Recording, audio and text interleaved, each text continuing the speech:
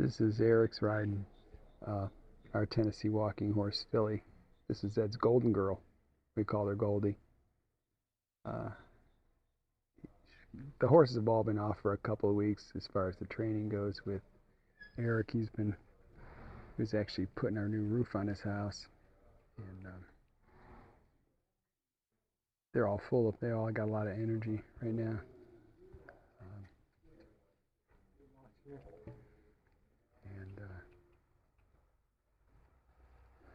That's why his shirt's untucked a little bit. I didn't have the camera out in time. She was motoring pretty fast. Like he was doing she wants to go in there, okay? So he puts some pressure on her in there. This is where she wants to go. Like I say, you're always working with trying to get your horse's attention and focus on you. So she wants to go in there. She thinks she wants to go in there because it's off. Yeah. So this is, yeah. So he's putting pressure on her. Yep. Because these boards are in here, but that's what we're working on. Pressure. Yep. There, release. Yep. So. Again, pressure. Release. Pressure. Release. Good. That's an example of them anticipating, and when it's wrong. So she has in her mind, she's anticipating that he wants her in there, and so he's putting pressure on her in there. He's trying to get her mind back to him. Horses will. I just wanted to walk, but good. You're not asking for all that. I'm not really squeezing out here and just using my body. Mm-hmm. I'm trying to get my point across. Yeah, so he said he's letting her rest right now. He said he's not trying to get her to go fast out there, just trying to get his point across. And so like when she was running around in here, going in there, he'd put pressure on her, and then when she went out here, he'd relax all the pressure. And this is that. I think in Warwick Schiller's book, The Principles of Training, it talks about like anticipation. Anticipating can be a friend or an enemy or whatever. I forget what this wording is, but that's an example of her anticipating. She sees those logs there and knows that she does some lessons and some exercises over those logs. And so she's anticipating. She said, well, let's just get to it. Let's get going at that. Well, he didn't want to work on it. And yeah, she is. It's funny how they do. Like she's thinking, like if I just go in there, and that's not necessarily a bad thing, but you need to be able to have control of them and get them out of that way of thinking if you want to, and that's what he's doing. So that's kind of the mini lesson he's doing right now. Where he is with it right now is, I didn't ask you to, so. And because if you just let her do it, then whenever she had an idea, she'd think it was a great idea and be committed to it. And what if it's going to the left when you want to go to the right, and the left is something dangerous? That's why you want to be able to say no. Listen to me, we'll go this way. So he's training her to trust him and lean on him, and that's how you become a good leader with him.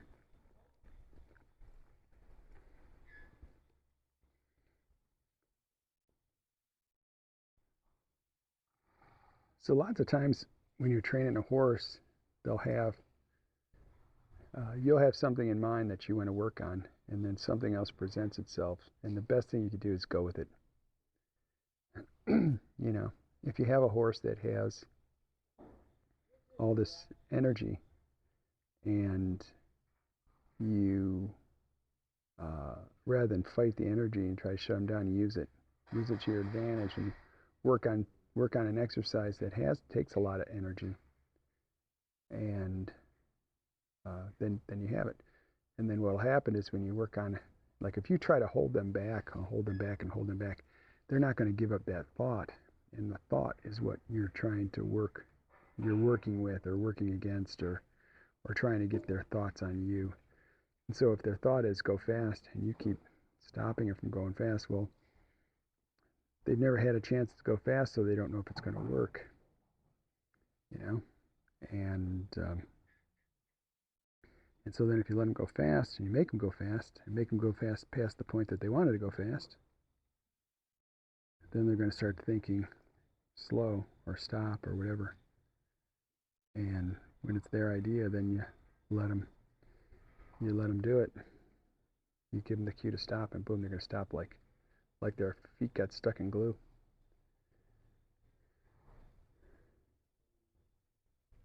She is a really nice horse.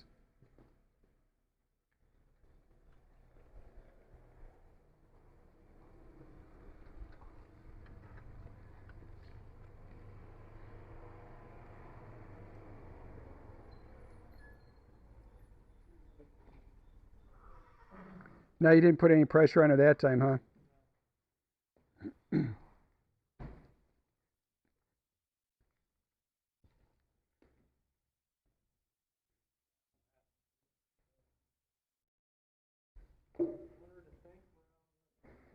Okay. He said he wants her to think where he's looking. See, he's looking to the left there, so, and she turned to the left. This is what we're trying to do. This is what we're trying to train here. When I say getting them right off your legs, your seat, your body, your skeleton, this is what I mean. When he twists and looks where he's going, they can feel that.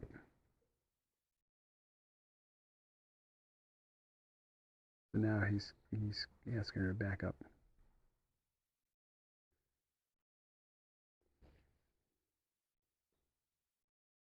And see, I leaned forward a little bit, so that helped her. That put more weight on her front end and freed up her hind end to circle around her front end. She's so cool with her head position. You know how she does that? She does that self-soothing, you know.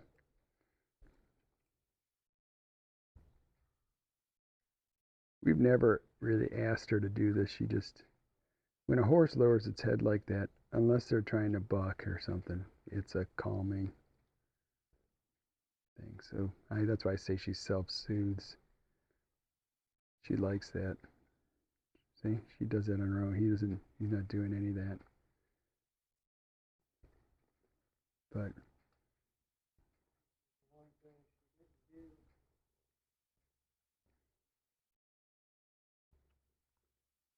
so he's disengaging her hind end there. And when you disengage a horse's hind end, this may not be a good example for a lot of people, because I don't know if a lot of people ride standard shift cars anymore, but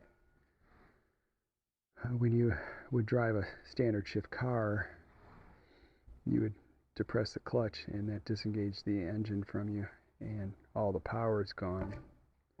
And so when you disengage the hind end on a horse, to me it's like popping the clutch in, and it disengages the engine. Their hind end is their engine.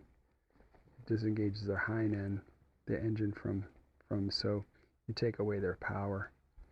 So it's a great way to, if a horse is running off or something like that, you can get them to disengage their hind end, or get them focused on that. And then it's kind of hard for them to do it as well, and so it's kind of a reprimand, but it also can bring their attention back on you, And again, that's what we're trying to do, always trying to get their attention back on you.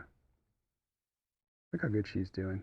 She doesn't even have her hand on the reins. So, and the reins are just to really, once they get the idea of it, it's just to remind them. Just remind them. And that's one of the hardest things for me to do personally when I'm riding, is I tend to think the reins are the first thing to go to. And I really got to have it be the last thing I go to. So try everything else. Try your body, your position, your legs, and then pick up on the rein. And in that time when you're training them, you got to give them a chance to get it. Once they got it, then you become more demanding about it. Expect quicker response times. But look at her yawning. That's a really good sign, like when they yawn like that. It's a lot of times it's showing that they've understood something and they're letting go of any sort of tension. And a lot of times, like, think about it yourself. If you're learning something new, I don't know, maybe you're trying to learn guitar or something. Well, you're going to be gripping it really hard. You're going to be squeezing the neck really hard. You're going to be, you're going to have a lot of tension. So when you're learning something new, it's very easy to build up tension. Horses are the same way. And when they get it, they yawn, and it relieves all that tension. And so whenever you see a horse yawning like that, it's usually a good sign. And they'll also blow out, like, that kind of thing as well. And, a lot of things can bother horses, so just got to be conscious of that. This is such a nice mare. Well, she's still a filly. The difference between mares and fillies, I don't know if you guys know this or not, but fillies are female horses 4 years and younger that haven't had a foal yet. And colts are same male horses that haven't bred anything 4 years or younger that are intact. That's a colt. Now, I know people use colts all the time. They call it colt starting and all that. There's some overlap of, like, people just call a new horse, a young horse, a colt sometimes. But that's the differentiation of them. And then you got your geldings, obviously, is a neutered male, and then a stallion is an intact male. And stallions don't, they reach their their full maturity at about 5 or 6 years old. And that's when they're kind of entering their peak breeding and stuff like that. That's when they're starting, when they're really mature, 5 or 6 years old.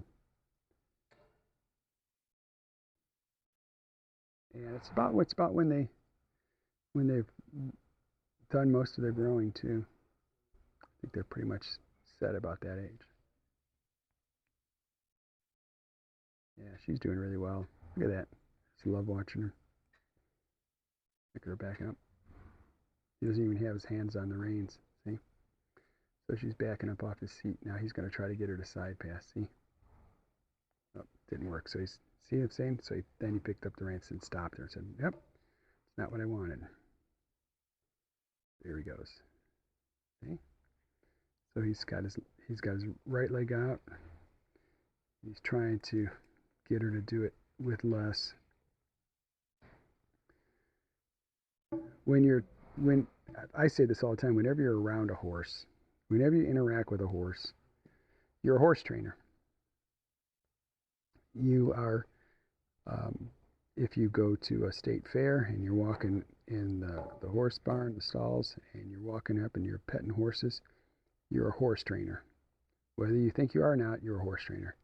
Anytime you interact with a horse, you're a horse trainer. You're just somewhere on the spectrum of a very bad horse trainer or a great horse trainer. And because all your interactions are going to elicit a response out of the horse. And so the best thing you do is just enjoy the journey. embrace that you're a trainer. If you're gonna interact with horses, if you're gonna own a horse or whatever, you're a trainer. And um, it's not hard to train horses, but it is easier to mess them up because a lot of the things that we do with horses or we think is good for horses is counter. What's really good for them is counterintuitive. What our thinking like to show affection, we would smack the horse on the neck or pet him on the kind of rough, good boy, that kind of thing. Horses don't like that. If you do it to try to get them desensitized to smacking around and stuff like that, that's fine. But if you're trying to, like do a praise, what they really like is a deep rub on their neck, like right at the withers, that kind of thing, or gentle, just touch on the forehead. That kind of, you'll see us doing that a lot, where we just touch them on the forehead, and you wouldn't think, but they like that. It soothes them. I was just had some folks out here, and I was showing them some stuff, and I said, "This is something I never do. I'm going to show you." We were talking about this kind of stuff, being a trainer and whatnot, and it was our horse Rosie, our filly, and I walked up to her real fast and put my hands out. And this horse loves me, and she looked back and pulled her head away. And I said, "See, that's how we think. Oh, I just want to love on you. You're such a sweetheart." And we go to them in a straight line and kind of fast. And that to them is, if a horse does that to them, they're usually going to get bit or kicked or something. They don't do that. They don't. They don't just come right up. When other horses come straight up fast, something's going to happen. There's either going to be bites, kicks, something is going to happen. They're going to chase the other horse away, something. So you got to understand that kind of stuff when you're with horses. Like I said, whenever you interact with a horse, you're a horse trainer. You are. When you put yourself in the saddle, you're a horse trainer. Everybody is.